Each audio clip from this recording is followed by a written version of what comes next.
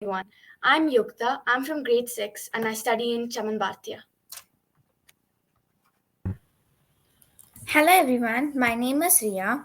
I'm in grade 7 and I study at Chaman Bhartiya. Hi everyone, I'm Advik Kartikeya and I'm in 7th grade and I'm studying in Chaman Bhatia.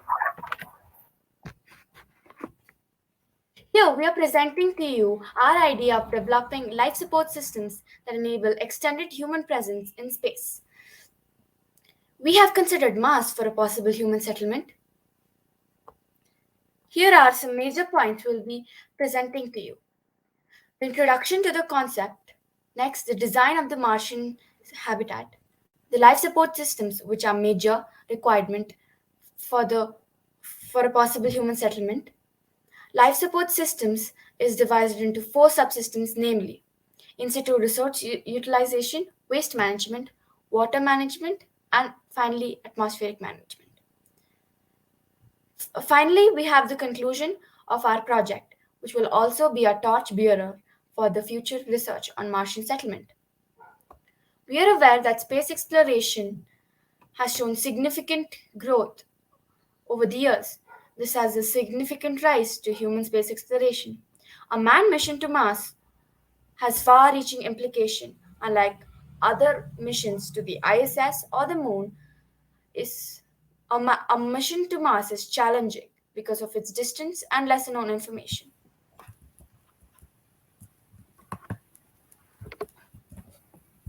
Here is a proposed design of the Martian habitat. This is an inflatable design for interplanetary missions that needs to be carried from Earth to that planet in a rocket in a very compact structure. Once it has landed on the surface of Mars, it needs to deploy, inflate, and prepare the cabin atmosphere and other necessities for crew into a fully functional habitat. The deployment of an inflatable habitat is comparatively less complex than a mechanized system. As you can see in the video, the extension of the retracted airlock frame is first deployed. Then, the semi-rigid base of each of the side modules extend outwards till it has become horizontally on the surface. Once the base of the modules has been set in place, the airflow pumps are activated, and the walls of the semi-cylindrical modules and the upper half of the dome are inflated.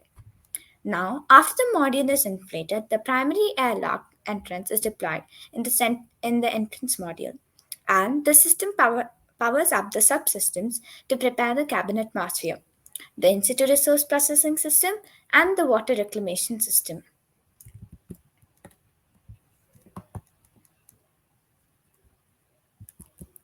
Now, as we've discussed before, subsystems of LSS is divided into four subsystems.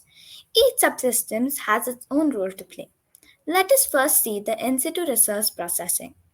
Here, as we know, it is basically harvesting the essential commodities required for possible human survival on Mars, like food, water, power, air to breathe, etc. The next challenge is to harvest fuel and power. As most of our devices are dependent on electricity and fuel to run, this becomes our primary work to harvest fuel and power. We can harvest fuel by the electrochemical reduction of or ECR of CO2. Next, to harvest power, we will be using solar panels, which are the major power harvesters, along with fuel cells and nickel hydrogen batteries to store the power. Next comes the important aspect, the waste management. Sanitization is very important for all the aspects and infection-free surrounding. Mars, being an alien planet, it will become much more sufficient for us to have a proper and clean waste management.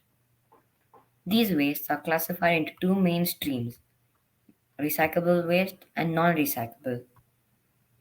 Recyclable wastes are further divided into biological waste, like human waste and food waste.